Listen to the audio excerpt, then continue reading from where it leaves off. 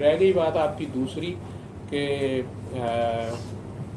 قیامت کے دن سورہ رحمان کا سارا جو میں پاٹھ پڑھاتا ہوں، پاٹھ میں نہیں پڑھاتا، میں ایک طریقہ علاج بتا رہا ہوں اور وہ کوئی کر لے. میرے یہ ابا جی کی نہیں ہے، نہ یہ میرا اپنا اس میں کوئی ہے. یہ 1400 سال سے سادات ان کا بچہ بھی کسی کو بتا دیتا ہے یا پڑھ دیتا ہے یا کسی پہ دم کر دیتا تھا تو شفا ہو جاتی تھی.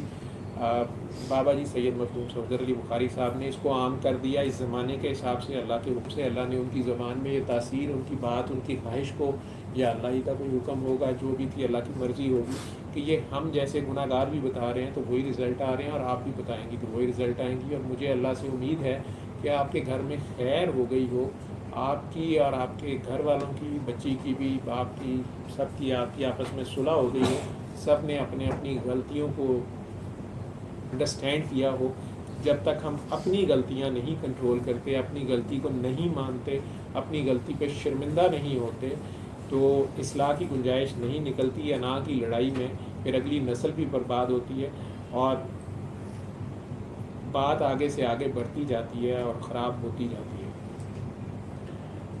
جو ثواب کی بات ہے سورہ رحمان کی، میں اللہ نبی کو حاضر ناظر جان کے رحمت للعالمین کی شفقت کے سائے کے تلے آپ کو اتنی بات یہ بتا دوں کہ میں تو یہ بھی نہیں کہتا کہ اللہ کی بندگی کا بھی دعوے دار نہیں ہوں، میری اوقات نہیں ہے.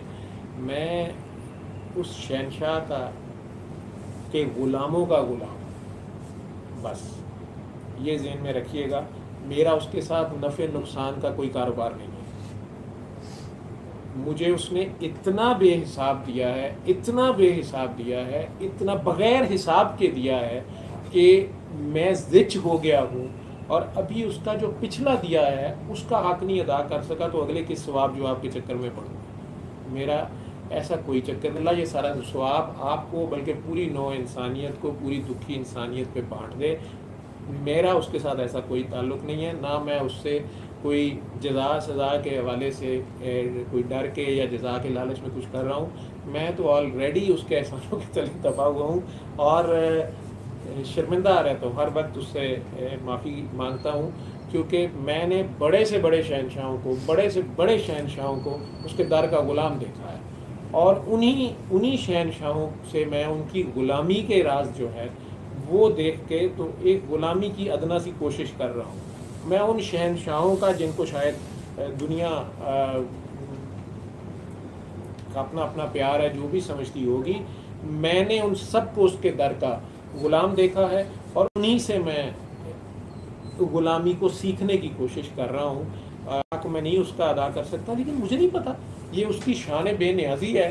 اور میں نے وقت کے خضر وقت کو بھی، جو کہ کسی کتاب کے تابع نہیں ہوتا، میں نے خضر وقت کو اس کی خشیت سے لرزتے دیکھا ہے، ساختہ لرزتے دیکھا ہے، ارادتہ تو نہیں.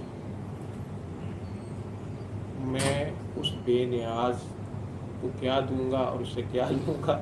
میں تو ایک غلامی کا یہ حق ادا کرنے کی کوشش کر رہا ہوں کہ میری ہی غلطی سے اگر مجھے سوئی لگ گئی، میں نے تو اس نرس کو بھی یا اس مریض کو بھی کبھی نہیں کہا، میری ہی غلطی سے وہ سوئی اگر مجھے لگی یا کوئی میری اپنی سوچ بڑی ہوگی یا جو بھی ہوگا، کیونکہ آزمائشوں والا تو میں ہوں نہیں، میری اوقات نہیں ہے، نہ میرا ایسا دعویٰ ہے. اور میں تو اپنے بابا جی کو بھی کہہ دیا تھا کہ میں نہ آزمائشوں کے قابل ہوں، نہ میں نے کوئی ٹیسٹ دینا، نہ میں اللہ کو بھی کہتا ہوں.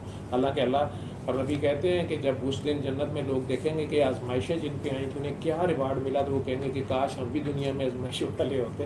میں کہا جی مینوں بس اتنے کچی بادی جگہ دبا دیو، بس اتنے آپے ہون، باقی ہے ٹھیک ہے.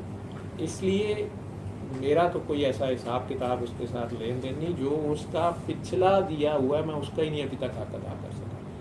میں اگر وہ مجھے حق روز بنا دیتا، اور آپ ماشاءاللہ مشغول مخلوقات ہیں، اور آپ جیسے لوگ کہ آپ کے کسی کے گھر کے گٹر میں بیٹھا ہوتا یا فلش میں آپ آتے اور وہ جو آپ نے پراٹھا رول، کباب رول کھایا ہوتا، اس میں سے میں پاٹی رول میں سے کوئی بوٹی کھا کے آپ کی گندی بو یا آپ لوگوں کے وہ فلش میں سے جو بھی مجھے نظر آ رہا ہوگا، جس کو دیکھنے کے لیے انسان مر رہے ہوتے ہیں، مجھے سمجھ نہیں آتی سارا کچھ. تو وہ اسی پوٹی رول میں سے میں ایک گوٹی نکال کے کھاتا اور اس کا شکر ادا کر رہا ہوتا، مجھے صاف کر رہا ہوتا کاکروچ کہ واہ مولا آج تو عیاشی کرا دی. اس کو کیا لگے، اس کو لیے کوئی مسئلہ نہیں، منٹ میں سیکنڈ کے 1000ویں حصے میں کچھ کا کچھ کر سکتا ہے. تو اس نے اگر مجھے اشرف المخلوقات میں پیدا کر دیا ہے، ایک انسان کی شکل دے دی ہے، اور اس گناہ گار کو پھر نبی رحمت صلی اللہ علیہ وسلم کی امت میں پیدا کر دیا ہے، مسلمان رہتا ہوں کہ نہیں اصل مشکل ہے، وہ نبھا پاتا ہوں کہ نہیں اس کی توفیق سے وہ ہوگا. اور پاکستان میں پیدا کر دیا ہے، مجھے فخر ہے اس میں. مرد ہوں، شکر ہے، نہ مرد نہیں ہوں، اولاد کی نعمت سے نوازا ہے، بیوی سے نوازا ہے، ماں کا سایہ سر پہ ہے، والد، بچے، بھائی، پورا خاندان، مطلب پیار ہی پیار کرنے والے ہیں ہر طرف. تو اور پھر مسیحا کی ڈیوٹی دے دی، مریض بھی کر سکتا تھا، مریض تو ہوں میں اسی ہوں، لیکن اسی کا نہیں میں شکر ادا کر پا رہا. تو نہ مجھے کرنا آتا ہے، مجھے پتہ نہیں کیسے کرتا ہے، ٹھیک ہے. ہاں احساس ضرور ہے کہ یار یہ کیسے، اگر اس نے حساب مانگ لیا، یہ ایک سانس ہی، جب میں کرونا کے مریضوں کو سانس لیتے دیکھتا ہوں تو مجھے ایک سانس قدر ہوتی ہے. جب انہیں آکسیجن کے لیے تڑپتے دیکھتا ہوں، اور آکسیجن لگا کے بھی سانس ٹھیک نہیں ہو رہا ہوتا، وینٹیلیٹر لگا کے بھی ان کے جسم کو میں سکون نہیں دے پا رہا ہوتا، تو اس کا شکر ادا کرتا ہوں کہ یہ اس کا وینٹیلیٹر چل رہا ہے، خود ہی چل رہا ہے، بغیر فیس کے، بغیر بل کے. اور میں تو اس کا پچھلا نہیں حساب دے پایا. پھر اس نے تابع دار اولاد دی ہے، بیوی دی ہے، اللہ کریم اس کا بھلا کرے. مطلب میرے پاس کوئی حساب نہیں ہے، میں کیا گنواؤں. تو میرا اس کے ساتھ ایسا کوئی چکر نہیں ہے کہ میں اور لالچ کر رہا ہوں کہ میں یہ کروں گا تو پھر وہ مجھے یہ دے گا، اور وہ کروں گا تو وہ دے گا. وہ سب آپ سب پہ اللہ تقسیم کر دے. میں اس کے لیے نہیں کر رہا. میں چونکہ ایک ڈاکٹر ہوں، میری کوشش ہے، ہاں میں غلامی سکھانے کی کوشش کر رہا ہوں آپ لوگوں کو، کہ آپ لوگوں کو بھی اسی کے در پہ آپ پیش ہوں جو آپ کو سمجھانا چاہ رہا تھا. اگر اس میں آپ کو خامی نظر آئے گی تو پھر وہ خدا نہیں رہے گا. معشوق بے عیب ہوتا ہے، عشق میں شکوہ حرام ہے، معشوق بے عیب ہے، اور اس کے سوا کوئی کچھ نہیں کر سکتا. باقی سب بھی صرف سفارش کر سکتے ہیں، وہ بھی اگر وہ اجازت دے تو، وہ بھی اگر اجازت دے تو. یہ سب شانوں والے اس کی شان سے بنے ہوئے ہیں، یہ وہ بنانے والا ہے.